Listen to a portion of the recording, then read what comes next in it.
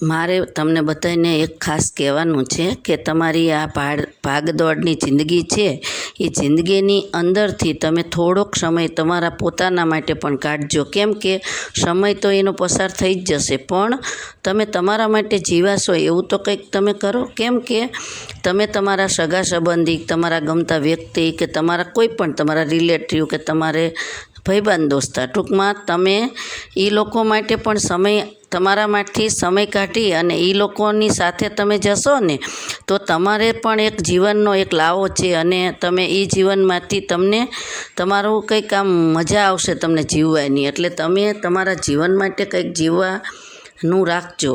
બીજું કે અત્યારે મોબાઈલ, આધુનિક જમાનામાં મોબાઈલ આવી ગયો છે.